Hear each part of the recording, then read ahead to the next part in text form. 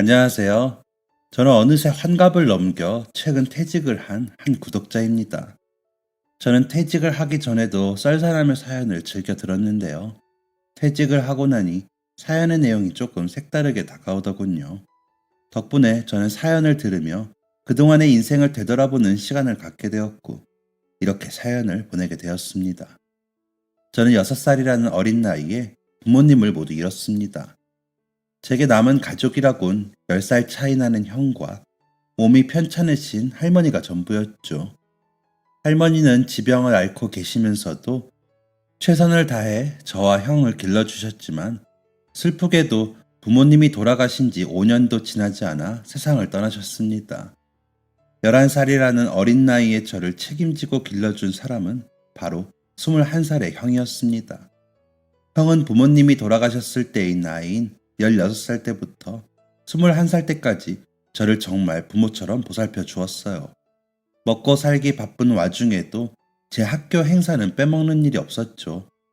형은 청소년기에 접어들어 한창 방황하던 저를 붙잡아 주었습니다. 엇나가고 반항하는 저를 타이르고 좋은 것을 가르쳐 주기 위해 힘썼죠. 저는 고등학생이 되어서야 형이 저를 위해 얼마나 많은 것들을 포기했는지를 깨달았습니다. 수재소리를 듣던 형이 고등학교에 진학하지 않았던 것도, 먹고 살기 위해 꿈꾸는 것을 포기하고 버스 기사라는 직업을 가지게 된 것도 모두 저를 위한 선택이었던 것이죠.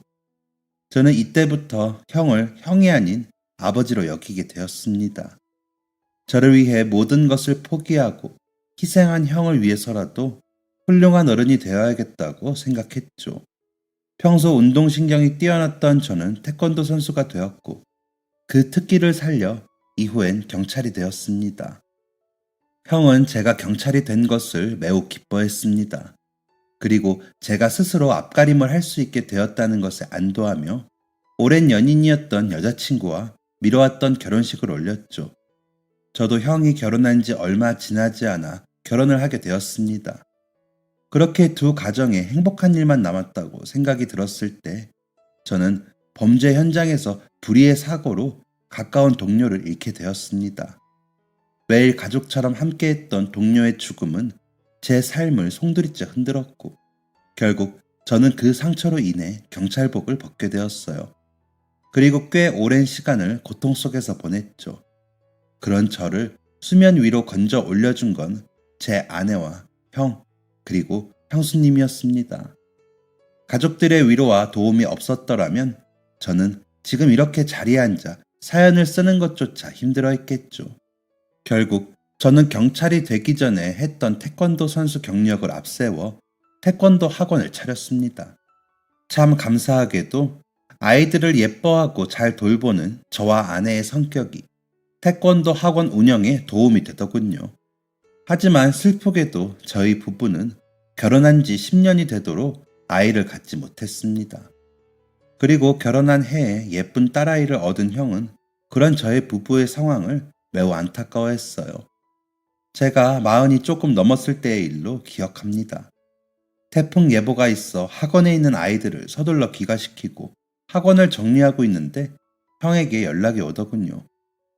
형민아, 학원문 언제 닫니? 오늘 비가 많이 온대서 애들은 벌써 집으로 보냈지. 그나저나 형, 태풍 온다는데 버스는 정상 운행한대? 응, 운전하기 힘들 정도로 비가 오지 않는 이상은 정상 운행해. 근데 형민아, 내가 지금 길 잃은 아이 한 명을 데리고 있거든? 너 지금 이쪽으로 와줄 수 있니? 뭐? 길 잃은 아이라니? 그건 또 무슨 말이야? 종점에 도착했는데 웬 꼬마아이가 울면서 엄마를 찾길래 지금 내가 데리고 있어. 경찰서에 데려다 주긴 할 건데 곧 버스 운행 시작 시간이라 아이만 경찰서에 두고 와야 할 것 같거든. 어린애 혼자 경찰서에 있으면 얼마나 무섭겠어. 너 시간 괜찮으면 와서 아이랑 좀 같이 있어줄래? 갈 수야 있기는 한데 우리 딸이랑 비슷한 또래라서 더 마음이 쓰이네. 비가 장대처럼 쏟아지는 상황에서 모르는 아이를 위해 수고를 해야 한다는 사실이 썩 마음에 들진 않았지만 형의 부탁을 거절할 수는 없는 노릇이었습니다. 저는 서둘러 짐을 챙겨 아이가 있다는 경찰서로 향했어요. 형은 제가 도착하자마자 서둘러 버스 운행을 하러 떠났습니다. 그리고 형이 데려온 아이를 살피고 있는데 누군가 저를 부르더군요. 어? 야, 강영민! 고개를 돌려보니 그곳에는 저의 옛 동료가 서 있었습니다. 이제는 괜찮은 거야? 그럼 그게 언제적 일인데 나도 털고 일어나야지. 그래, 참 다행이다. 인사를 나누고 그동안의 근황을 이야기하다 보니 비가 조금 그쳤더군요. 마침 아이와 이야기를 나누던 다른 경찰이 저희에게 다가왔습니다. 아이가 똘똘하네요. 부모가 운영하고 있는 가게 주소를 알아요. 여기로 가면 되겠네요. 더 늦어지면 비만 올 것 같은데 지금 출발하시죠. 그렇게 저는 엉겁결에 경찰들과 함께 아이의 부모를 찾으러 떠났고 다시 거세진 비를 뚫고 아이를 부모에게 데려다 주게 되었습니다. 그런데 아이를 찾은 부모의 표정이나 행동이 조금 이상했어요.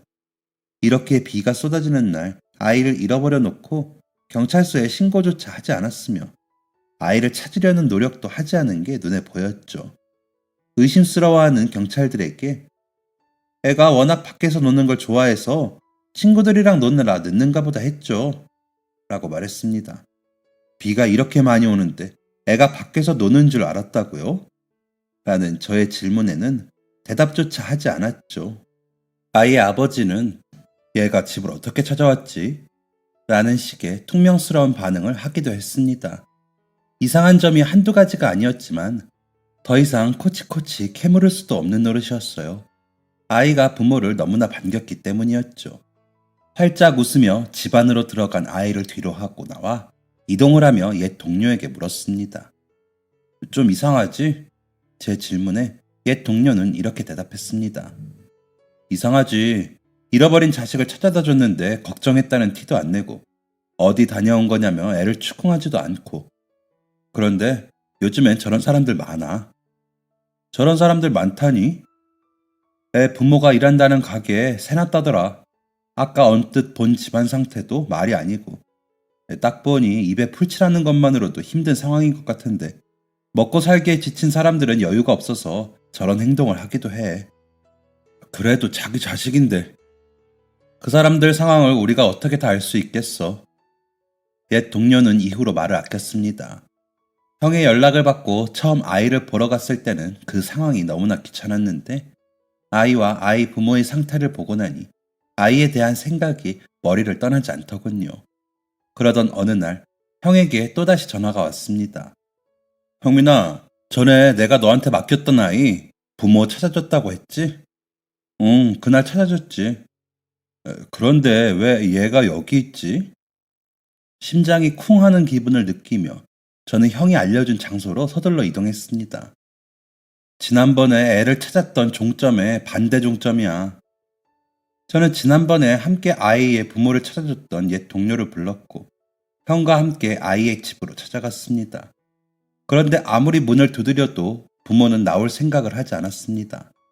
자정을 넘긴 시각에 계속해서 문을 두드리는 게 시끄러웠는지 옆집 주민이 나와 상황을 살폈고 이렇게 말했습니다. 그 집 뺀 지 보름이 넘었어. 왜 이 시간에 와가지고 시끄럽게 난리야? 아이에게 물으니 며칠 전에 집에서 나와 여관방을 전전했다고 하더군요. 아이가 상황을 정확하게 인지하고 있는 듯해서 부모가 어디로 갔는지 아느냐 물으니 아이는 고개를 가로저었습니다. 엄마가 몸에 좋은 거라고 준 약을 먹고 잠들었는데 일어나니까 아까 그 정류장이었어요. 엄마 아빠가 어디 갔는지는 저도 몰라요. 아이의 말을 듣자마자 저와 옛 동료는 상황이 심상치 않음을 깨달았습니다. 아이를 처음 찾아주었을 때 파악한 부모의 신상을 쫓다 보니 부모가 실종 상태라는 것을 알게 되었습니다. 결국 실종된 부모를 찾을 때까지 아이는 시설에 맡겨지게 되었죠. 이제는 경찰들한테 맡겨 상황이 마무리되는 대로 연락 줄게. 제가 아이를 신경 쓰는 게 느껴졌는지 옛 동료는 저를 애써 안심시켰습니다. 그렇게 한 달 정도가 지났을까요? 형의 가족들과 함께 식사를 하는데 옛 동료로부터 연락이 왔습니다. 아이 부모 찾았어. 뭐 찾았다고? 애 부모 상태는 어때? 정말로 일부러 애를 버린 거야? 저의 질문에 이어지는 대답은 정말이지 절망적이었습니다. 애 부모는 사망한 상태야. 차로 1시간 거리에 있는 저수지에 몸을 던진 걸로 추정돼. 엄마가 제일 먼저 떠밀려왔고 수색한 결과 아빠도 함께 발견됐어. 아무래도 생활고 때문에 극단적인 선택을 한 게 아닌가 싶어. 아이를 데려다 줬을 때 반응이 이상했던 것도 부모가 아이를 일부러 버렸었기 때문이 아닌가 싶네. 무거운 마음을 안고 전화를 끊으니 공기가 가라앉은 것이 느껴지더군요. 통화 소리 들렸어? 응. 무거운 분위기 속 먼저 말을 꺼낸 것은 형수님이었어요. 가끔 이런 일이 일어난다는 걸 알고만 있었지. 실제로 이런 일이 일어날 줄은 몰랐네. 애는 이 상황을 아나? 아이 이야기가 나오니 분위기는 다시금 무거워졌습니다. 형은 어렵게 입을 열었어요. 언젠간 아이도 알게 되겠지. 형수님은 형수님의 곁에 누워 곤히 자고 있는 딸아이의 머리를 쓰다듬으며 이렇게 말했습니다. 언젠가는 알게 되겠지. 아이는 살려놓고 갔으니 다행이라고 해야 하나. 에휴, 내가 불쌍해서 어떡해. 나이도 우리 소연이랑 비슷하다던데. 가라앉은 분위기는 회복될 기미가 보이지 않았고 형은 분위기를 전환해보고자 평소엔 하지도 않는 질문을 던졌습니다. 그나저나 형민이 너 아이는 병원은 계속 다니고 있어? 형이 질문을 입 밖으로 내자마자 식탁 밑으로 형의 허벅지를 꼬집는 형수님의 손이 보였습니다. 형도 실수했다는 것을 깨달았는지 당황스러워하는 표정이 역력했어요. 저는 제 아내 눈치만 보고 있는데 아내는 의외로 아무렇지 않은 양 이렇게 대답했습니다. 안 그래도 궁금하실 것 같았어요. 언젠간 말씀드려야지 했는데 이렇게 갑작스럽게 말씀드리게 될 줄은 몰랐네요. 지금도 병원 다니면서 노력은 하고 있는데 병원에서도 희망적인 얘기는 더 이상 안 해줘요. 아무래도 저나 남편이나 이제 40이 넘었고 이렇게 오랫동안 노력했는데 소식이 없는 걸 보면 포기하는 게 맞는 거겠죠. 미안해 재수씨. 내가 마음에도 없는 질문을 해서 괜히 불편하게 만들었네. 괜찮아요. 궁금하실 법도 하죠. 애 없으면 뭐 어때요? 맨날 남편이랑 학원 가면 만나는 게 애들인데요. 괜찮아요, 아주버님. 너무 신경 쓰지 마세요. 그날 저녁은 형의 등짝을 사정없이 때리며 그러게 왜 평소에 하지도 않는 말을 해가지고 사람을 불편하게 만들어? 라고 소리치는 형수님의 목소리로 마무리되었습니다. 그리고 저와 아내는 그날 이후 아이를 갖고자 하던 마음을 정리했어요. 10몇 년 동안 간절히 바라왔던 소망을 가슴에 묻었음에도 불구하고 야속하게도 시간은 속절없이 흘러갔습니다. 그렇게 평소와 다름없이 아내와 학원을 청소하고 있는데 전화벨이 울렸어요. 아이에 관한 소식을 전해주던 옛 동료였습니다. 옛 동료는 매우 곤란한 듯한 목소리를 하며 이렇게 말했어요. 늦은 시간에 정말 미안한데 내가 보내주는 주소로 와줄 수 있을까? 갑자기 왜? 지난번에 그 아이 있잖아. 보호시설로 옮겨서 지내고 있는데 아이가 자기 부모랑 비슷한 또래의 어른을 만나기만 하면 경기를 일으키면서 발작을 한대. 지금 며칠째 이런다고 하는데 병원에서는 아이가 심리적으로 많이 불안해서 그러는 거라고. 심리 안정에 도움을 줄 수 있는 사람이 곁에 있어야 한다고 하네. 내가 가보긴 했는데 나는 별 도움이 안 됐어. 내가 간다고 무슨 도움이 될까? 확신할 순 없지만 지난번에 너가 애를 데리고 있었을 때 애가 편안했던 게 기억나서 너무 바쁘면 안 와도 돼. 그냥 애가 자기 부모랑 비슷한 어른만 보면 경기를 일으킨다는 게 너무 안타까워서. 옛 동료와 전화를 마친 후 아내를 쳐다보니 아내는 뭘 고민하느냐 라는 표정을 지으며 이미 나갈 준비를 하고 있더군요. 뭐해? 빨리 와. 저는 역시 내 아내야 라는 생각을 하며 바쁜 걸음으로 아내의 뒤를 쫓았습니다. 아이가 있다는 시설로 향하니 원장님이 나오셔서 저희 부부를 반겨주시더군요. 이 시간에 여기까지 오시느라 너무 고생하셨어요. 아이는 괜찮나요? 지금 약 먹고 자는 중이에요. 그런데 또 언제 경기를 일으킬지 몰라서. 원래는 이렇게 발작이 잦지 않았는데 갑자기 이렇게 심해졌네요. 원장님은 며칠째 잠을 못 잔 듯 보였습니다. 그렇게 잠시 밖에서 아이를 기다렸는데 우당탕탕 하는 소리가 들리며 아이가 누워있는 방에서 누가 뛰쳐나왔어요. 원장님! 아이의 발작이 또다시 시작된 것이었습니다. 저와 아내도 덩달아 놀라 방으로 들어가니 아이는 눈을 뒤집어 깐 채 몸을 부들부들 떨며 입에 거품을 물고 있었습니다. 그때 왜 이런 행동을 했는지 모르겠어요. 저는 순간적으로 제 품 안에 아이를 안았고 어쩔 줄 모르고 흩어져 있던 아이의 팔다리를 단단하게 고정시켰습니다. 그러자 정말 신기하게도 아이의 경기가 멎더군요.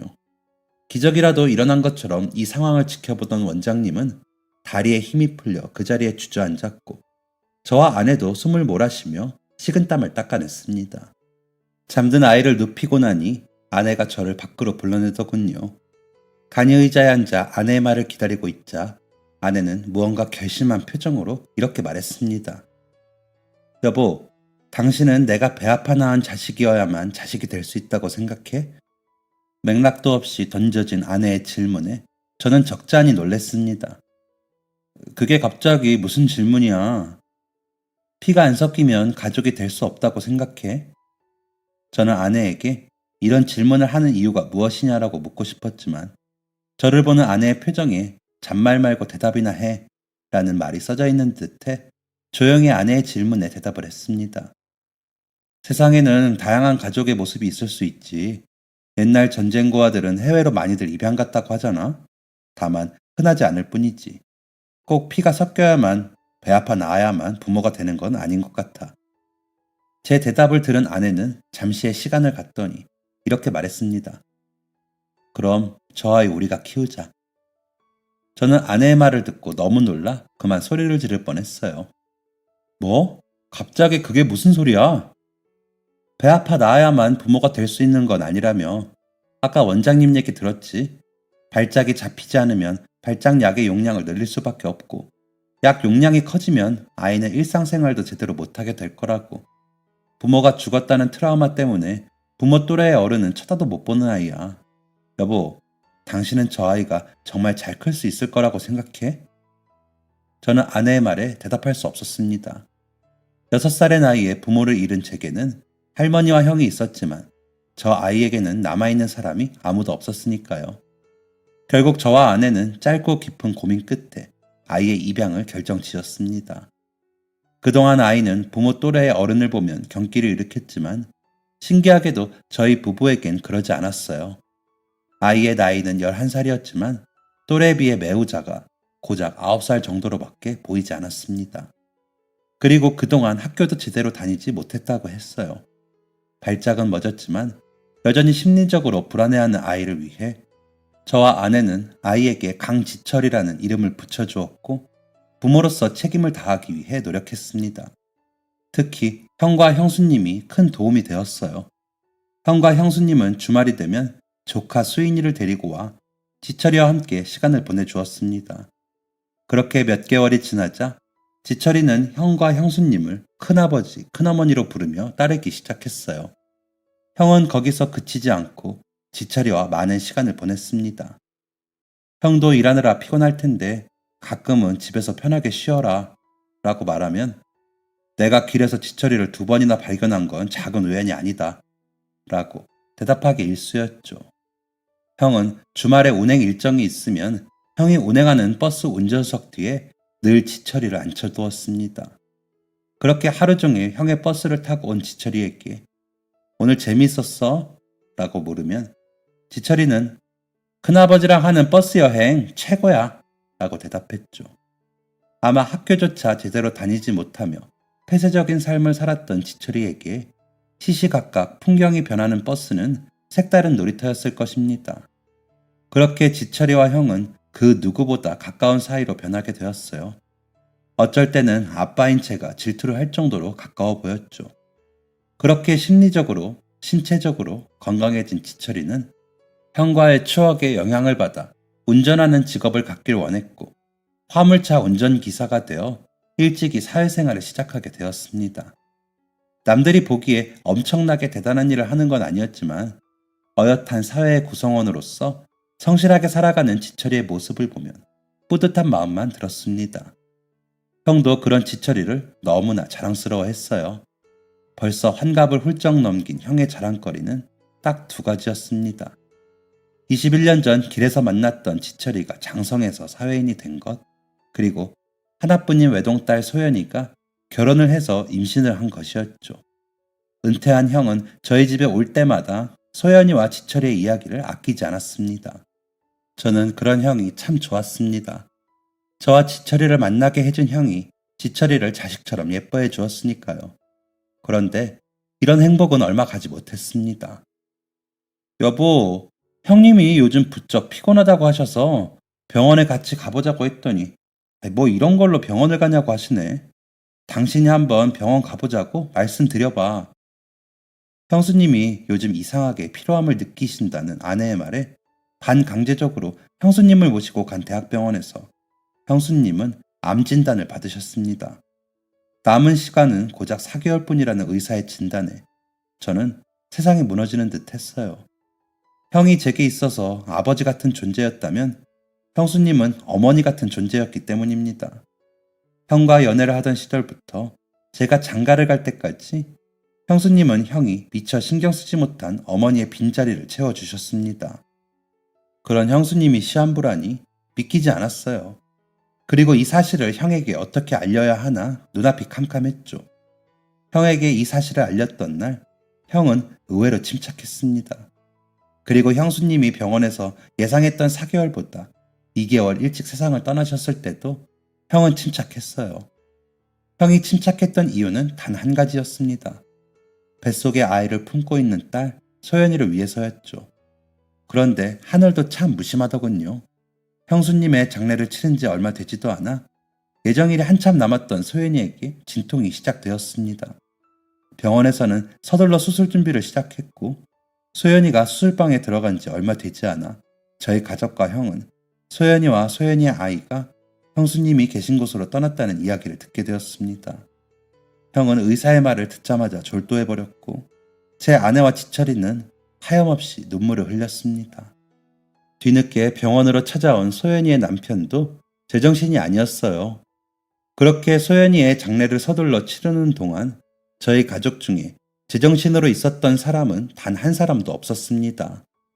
갑작스럽게 찾아온 불행은 마치 악몽과도 같았고 저는 어서 이 악몽이 끝나기를 간절히 바랄 뿐이었어요. 소연이의 소식을 듣자마자 쓰러진 형은 오랫동안 의식을 되찾지 못했습니다. 소연이의 장례가 끝난 지 한참이 지나서야 형은 눈을 떴어요. 하지만 형은 예전의 형이 아니었습니다. 의사는 갑작스러운 스트레스와 충격으로 인해 형에게 치매가 왔다고 말했고 그 이후로 형의 상태는 걷잡을 수 없을 정도로 심각해졌습니다. 결국 저희 가족은 출근할 때면 형이 혼자 있는 집에 잠금 장치를 3개씩 해둘 지경에 이르렀어요. 그렇게 1년 정도 시간이 흘렀을 때 또다시 큰 사건이 벌어지고 말았습니다. 집 안쪽에서 걸어두는 잠금 장치가 헐겁게 잠겼던 것인지 형이 새벽에 집을 나간 것이었어요.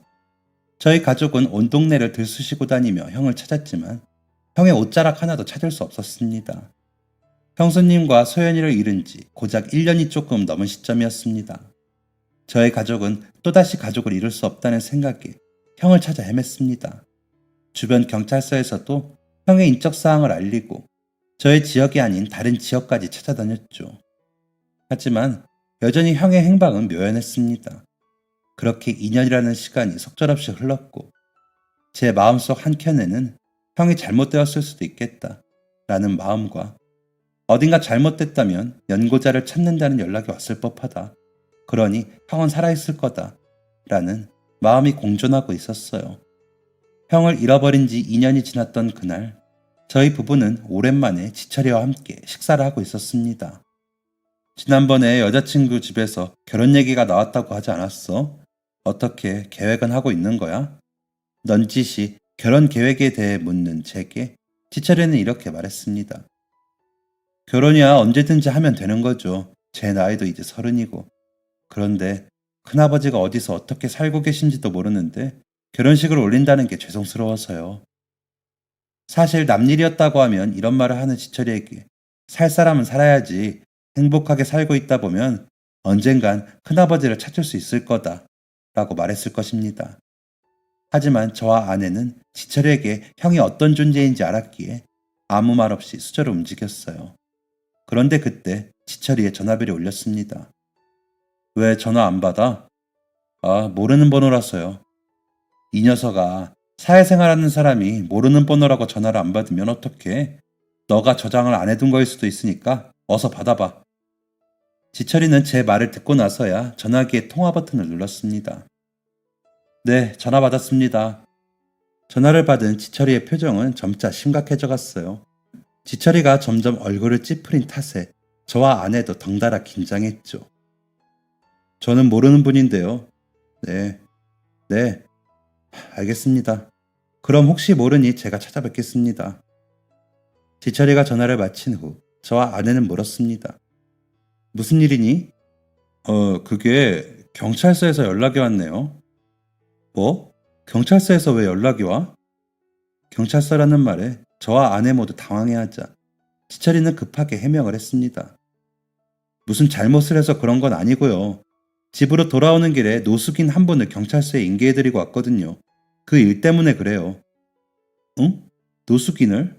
어디서? 고속도로 터널 안에서 발견했는데 행색이 말이 아니라 바로 경찰서에 인계해드리고 왔죠. 그것 때문에 경찰서에서 전화가 온 거야? 그것뿐만은 아니고 그분이랑 아는 사이냐고 물어보네요. 모른다고 했죠. 경찰이 아는 사이냐고 물어봤다는 소리를 들은 저는 등골이 오싹한 느낌이 들었습니다. 왜인지 그 노숙인이 정말 제 형일 것만 같았거든요. 하지만 상식적으로 생각했을 때 그 노숙인이 형이 맞다면 지철이는 그 자리에서 형을 알아봐야 했습니다. 형은 190 가까이 되는 거구였고 흔치 않은 체형을 가진 사람이었으니까요. 제 머릿속에는 그 사람이 형이 맞을 수도 있다라는 생각과 상식적으로 생각해봐라. 형을 지철이가 못 알아봤다는 게 말이 안 된다. 라는 생각이 계속해서 충돌하고 있었죠. 저는 이런 생각을 간신히 숨긴 채 지철이에게 물었습니다. 그 노숙인을 어떻게 만난 건지 자세히 설명해 보렴. 부산으로 운송을 갔다가 새벽에 올라오는 길이었어요. 전날 밤에 눈이 와서 길이 좀 미끄럽더라고요. 안개도 자욱하고 이른 새벽이라 그런지 차는 별로 없었지만 비상등까지 켜고 천천히 운전하면서 터널 안으로 들어갔어요. 그런데 터널 안에 들어간 지 얼마 안 돼서 저는 정말 기절하는 줄 알았어요. 몸을 파르르던 지철이는 그대로 말을 이었습니다. 터널 안 가장자리로 사람 형상을 한 무언가가 거기를 걷고 있는 거예요. 걷는 모습도 뭔가 이상해서 저는 처음에 귀신을 본 줄 알았어요. 천천히 뒤를 쫓아서 창문을 열고 저기요! 라고 불렀는데도 반응이 없더라고요. 그래서 저는 제가 기력이 쇠해서 헛것을 보나 싶었다니까요. 그럼 그 귀신인지 도깨비인지 모를 무언가가 사람이었던 거야? 네, 얼굴이 안 보일 정도로 머리가 길어서 정말 사람이 아닌 줄 알았어요. 그런데 혹시 모르는 거니까 터널 밖 갓길에 차를 세우고 다시 터널로 들어갔죠. 어느새 지철이의 말에 몰입한 아내는 이렇게 말했습니다. 너도 참 용기가 가상하다. 안 무서웠어? 엄청 무서웠죠. 다리가 후들후들 거렸다니까요. 그런데 진짜 사람이면 어떡해요. 그 추운 겨울에 고속도로에서 무슨 일이 날 줄 알고요. 그것도 그렇지. 어쨌든 가까이서 보니 사람이 맞았고 경찰에 신고해서 그분을 데려가게 했어요. 노숙인이라는 건 어떻게 안 거야? 다른 사정이 있는 건 아닐까? 그건 아닌 것 같아요. 머리는 지저분하게 길러져 있었고 오랫동안 씻지 않은 것처럼 온몸에서는 악취가 나고 있었어요. 그리고 이 추운 겨울에 얇은 옷 하나만 입고 계시더라고요. 살짝씩 드러난 피부는 다 얼어 있었고요. 그래서 외투 없이 집으로 들어온 거구나? 네, 맞아요. 이번 겨울 선물이라고 사주신 건데 죄송해요. 아니다, 됐어. 어려운 사람 도와준 건데 잘한 거야. 저는 아내와 지철의 이야기를 잠자코 듣고 있었습니다. 형일 수도 있다. 와, 형일 리가 있겠느냐라는 생각 사이에서 씨름하던 저는 결국 믿져야 본전이라는 생각으로 지철이에게 말했어요. 그 노숙인을 데려갔다는 경찰서가 어디냐? 경찰서로 향하는 차 안. 지철이는 계속해서 의문을 표했습니다. 아버지, 혹시 큰아버지이실까봐 그러세요? 그럴 리가 없어요. 제가 큰아버지를 못 알아봤을 리가 없잖아요. 그리고 그분은 저랑 키도 엇비슷하셨다고요. 큰아버지 키가 얼마나 크신데. 지철이의 말에도 일리는 있었지만 저는 조금의 희망도 버리고 싶지 않았어요. 그래, 너 말이 맞아. 그런데 딱 한 번만 확인해보고 싶어서 그래. 거진 3시간을 달려 경찰서에 도착했는데 괜히 가슴이 쿵쾅거리며 긴장이 되더군요. 저는 경찰서 문을 열고 들어가자마자 지철이가 말했던 노숙인을 발견할 수 있었습니다. 누가 봐도 행색이 초라하고 지저분해 보였거든요. 지철이를 알아본 경찰은 곧장 저희에게도 다가와 이렇게 말했습니다. 어휴, 감사합니다. 저희도 확실하게 확인을 해야 하는 입장이라 아무래도 저분이 정신에 문제가 있으신 것 같아요. 인적 사항을 물어봐도 대답이 없으시고 지문도 많이 망가지셨고 가지고 계신 소지품도 없어서 당최 신분을 알 수가 없네요. 경찰의 말에 지철이는 살짝 날카롭게 대답했습니다. 저분이랑 제가 아는 사이인 것 같다면서 연락하셨던 거 아닌가요? 아무 단서가 없다면 대체 무슨 증거로 그런 연락을 하신 거죠? 지철이의 반응에 경찰은 살짝 당황하며 이렇게 말했습니다. 그게 저분이 다른 말씀은 전혀 안 하시는데 자꾸만 우리 조카가 데려다 줬어. 우리 조카가 데려다 줬어. 라는 말만 하세요. 이도 많이 빠지셔서 발음이 정확하지 않은데 저렇게 말씀하신 게 확실합니다. 이 말을 들은 저는 무언가에 이끌리듯 경찰서 구석에 앉아있는 노숙인을 향해 갔어요. 그리고 노숙인의 얼굴을 덮은 머리를 걷은 순간 저는 그 자리에 주저앉고 말았습니다. 아버지!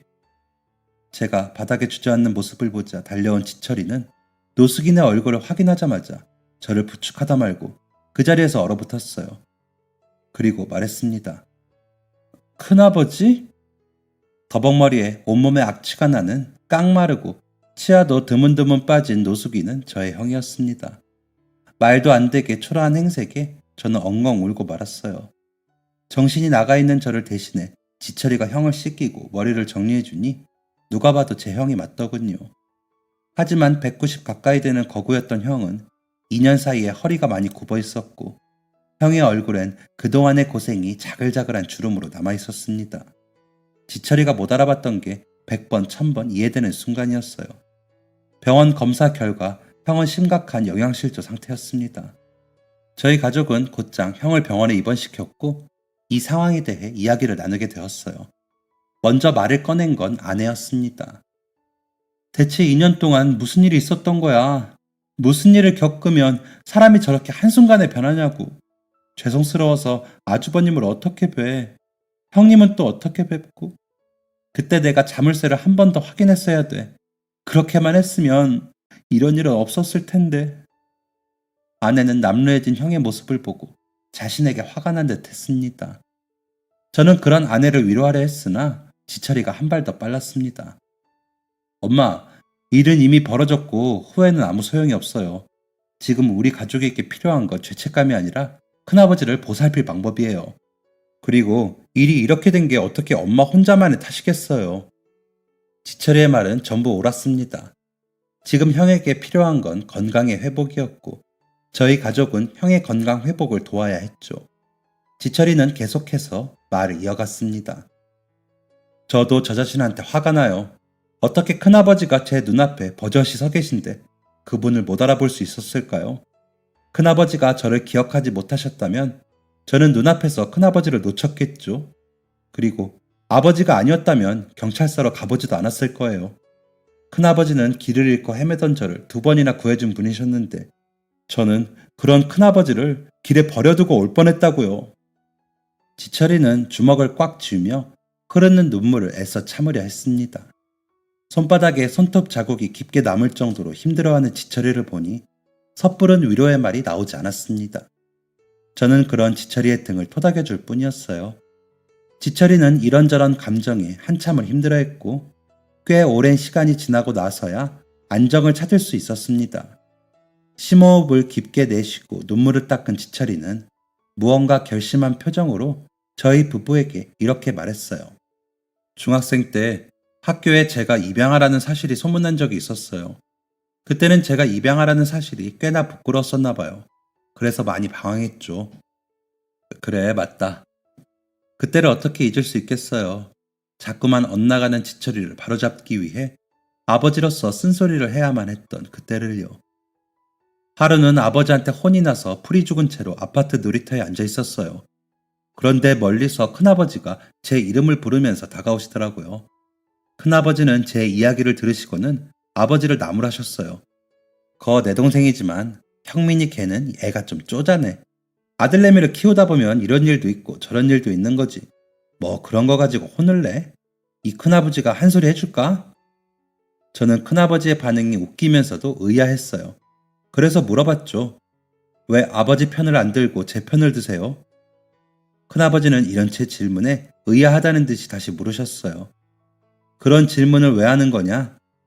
그래서 저는 대답했죠. 그야 저는 입양된 아이니까요. 부모님한테 은혜를 갚지는 못할 망정 속만 썩이고 있는데 왜 제 편을 드시는 거예요? 저는 이 대답을 하고 처음으로 큰아버지의 정색한 표정을 보았어요. 너 그런 말은 누구한테 들은 거냐? 은혜를 갚아? 너네 엄마 아빠가 그렇게 말했어? 저는 큰아버지의 반응에 놀라 곧이곧대로 사실을 말했어요. 선생님이 저는 입양하니까 다른 애들보다 공부를 더 열심히 해야 한다고 훌륭한 사람이 돼서 양부모님한테 은혜를 갚으라고 그랬어요. 이 말을 들은 큰아버지는 엄청나게 화를 내면서 집으로 돌아가셨고 다음날 저희 학교에 찾아오시기까지 했어요. 잠자코 지철이 얘기를 듣던 저는 한 번도 들은 적 없는 이야기에 놀랐습니다. 형이 너희 학교로 찾아갔다고? 네. 큰아버지는 그 다음날 학교로 찾아오셔서 교무실을 한바탕 뒤엎으셨어요. 어딜 귀한 집 자식한테 입양하라는 소리를 들먹이면서 은혜를 갚으라고 하냐고. 당신은 자식 낳을 때 자식 덕볼 생각으로 낳냐고 난리도 아니었죠. 그날 이후로 저를 입양하라고 지칭하는 사람은 없었어요. 아니, 왜 이런 이야기를 이제 하는 거야? 우리는 정말 몰랐다. 우리가 알았으면 가만히 있지 않았을 거야. 큰아버지가 비밀로 하길 원하셨어요. 이 사실을 알면 두 분은 무조건 자기 탓을 하실 거라고. 그리고 저도 그렇게 생각했고요. 두 분이 저를 그 누구보다 사랑해 주신다는 건 알고 있었기 때문에 굳이 얘기하고 싶지도 않았어요. 입양하라고 놀림받는 것에 화났던 건 그냥 어린 제 마음의 문제였죠. 지철이는 제 생각보다 더 빠르게 어른이 되어 있었습니다. 아무튼 그날 이후로 저는 큰아버지와 더욱 가까워졌어요. 나중엔 길을 헤매는 저를 처음 발견하셨을 때와 두 번째 발견하셨을 때의 이야기도 듣게 되었죠. 그리고 만약 큰아버지가 길을 잃은 나를 모른 척 했다면 나는 어떻게 되었을까? 라는 고민도 하게 되었어요. 답은 간단했어요. 아버지, 어머니, 저는 이렇게 훌륭하신 부모님 밑에서 자랄 수 없었을 거고, 건실한 어른이 되어서 미래를 꿈꾸지도 못했을 거예요.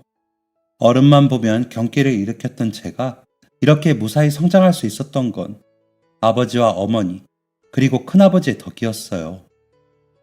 저와 아내는 깜짝 놀랐습니다. 저희 부부는 지철이가 어린 시절 경기를 일으켰던 사건을 기억하지 못하리라 생각해 왔거든요.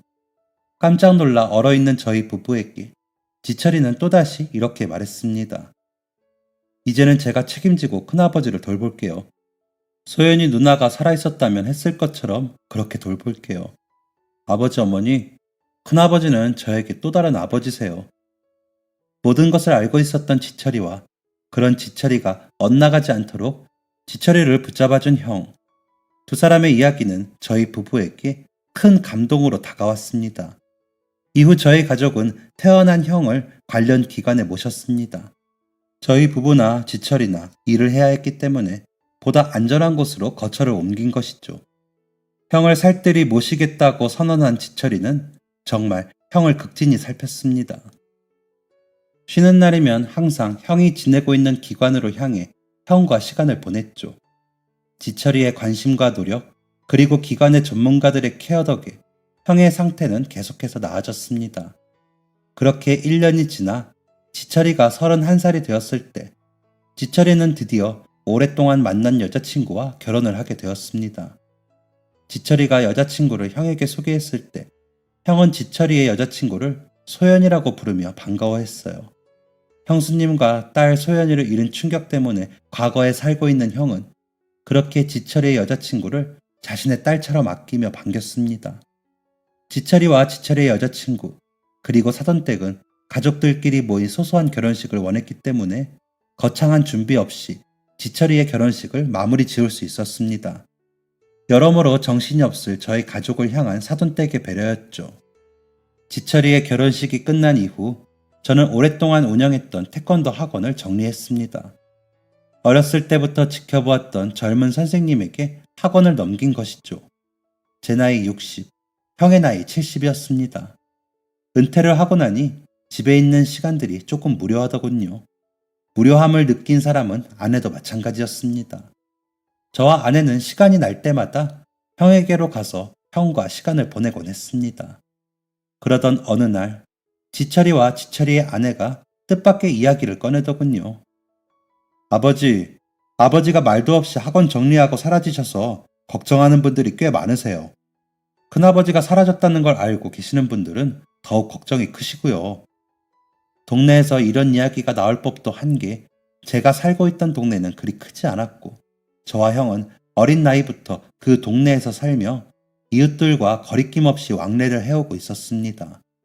무엇보다 큰아버지를 보고 싶어 하시는 분들이 많으세요. 큰어머니랑 소연 누나가 갑자기 하늘나라로 가고 큰아버지까지 쓰러지셨을 때 걱정해 주신 분들이 한둘이었어요. 저희 가족들 제정신 못 차리고 있을 때 장례 절차 도와주시고 굳은 일 마다하지 않고 도와주신 분들도 많잖아요. 지철이의 말이 맞았습니다. 정말 많은 분들이 저희 가족을 도와주셨었죠. 하지만 이런 상황에서 제가 아무도 모르게 은퇴를 하고 자취를 감추는 데는 이유가 있었습니다. 그동안 감사했다고 인사는 드릴 수 있지만 괜히 자리를 만들어서 부담만 드리는 건 아닐까 걱정되는구나. 바로 괜히 이웃분들에게 또다시 부담을 주게 될까 걱정된 것이었어요. 저희 말에 지철이는 단호한 표정으로 말했습니다. 괜찮을 거예요, 아버지. 걱정 마세요. 지철이는 그날 이후부터 저희 가족에게 도움을 주신 모든 분들을 한 분 한 분씩 찾아뵙고 인사를 하며 식사 자리에 이웃분들을 초대했습니다. 그리고 모든 손님들이 모인 그 자리에서 저는 눈물을 펑펑 쏟을 수밖에 없었어요. 저는 자리해 주신 모든 분들께 감사 인사를 전했습니다. 그리고 이렇게 말했어요. 지철이에게 들으셔서 아시겠지만 저는 이 자리에 오신 분들께 감사하면서도 죄송스러운 마음을 가지고 있습니다. 저희 가족에게 큰일이 있었을 때 여러분들이 저희 가족을 도와주지 않으셨더라면 너무나 힘든 시간을 보냈을 겁니다. 다시 한번 감사드립니다. 그리고 저희 형이 감사 인사를 드릴 수 있다면 좋겠지만 알고 계시듯이 그러기가 어려운 상황입니다. 부디 너그러운 마음으로 이해해 주세요. 감사합니다. 저는 이 말을 마친 뒤 형의 손을 꼭 잡으며 자리에 앉았습니다. 그런데 그때 손님으로 오셨던 손님 중 한 분이 큰 소리로 외치셨어요. 괜찮아요. 그리고 또 다른 손님도 이렇게 외쳤습니다. 괜찮아요. 그리고 너무 미안해하지 말아요. 우리도 다 한 번씩 도움을 받은 사람이니까. 한 분의 말이 끝나자마자 주변에서는 그래, 맞아 라는 말이 연신 터져 나왔습니다. 처음 이 이야기를 들었을 때는 무슨 말인지 도통 이해가 되지 않았지만 나중엔 그 말을 이해할 수 있었습니다. 그 자리에 계셨던 분들은 정말 형에게 한 번씩 도움을 받은 분들이셨어요. 물 새는 지붕을 형 덕에 바꿨다든지 버스에 두고 내린 중요한 서류를 형이 찾아주어서 회사에서 잘리지 않을 수 있었다든지 그동안 형은 크고 작은 선행들을 너무나 많이 해오고 있었습니다. 사실 이 이야기를 모두 듣고 제 마음속에는 약간의 억울한 마음도 들었습니다. 이렇게 착하고 바르게 산 형에게 왜 이런 일이 일어났을까? 너무 가혹한 일이다 라는 생각이었죠. 저의 이런 생각을 알게 된 지철이는 이렇게 말해주었어요. 아버지, 큰아버지가 제 중학교 담임선생님에게 찾아가서 한 말을 기억하세요? 기억하지. 당신은 자식 낳을 때 자식 덕볼 생각으로 낳냐? 라고 했다며. 큰아버지는 저에게 단 한 번도 계산적이셨던 적이 없어요. 피 한 방울 안 섞인 놈이고 큰아버지에게 은혜 입은 놈인데도 말이죠. 큰아버지는 누군가를 사랑하거나 도울 때 무언가를 바라시는 분이 아니셨어요. 그러니 아버지, 너무 억울해 마세요. 그래도 저렇게 큰아버지를 잊지 않고 고마움을 표현하는 사람들이 있잖아요. 숙연한 마음이 들었습니다. 너가 이 아버지보다 낫다. 아버지도 참, 제가 누구 아들이라고 생각하시는 거예요? 하하, 그럼 내 아들이지. 형의 상태는 매우 호전되었습니다. 형의 몸에 남아있던 길거리 생활의 흔적도 모두 사라졌죠.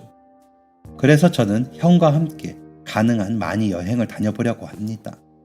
평생 동안 버스 운전기사로 일하며 많은 이들의 이동을 도왔던 형을 이제는 제가 도와주려고 합니다.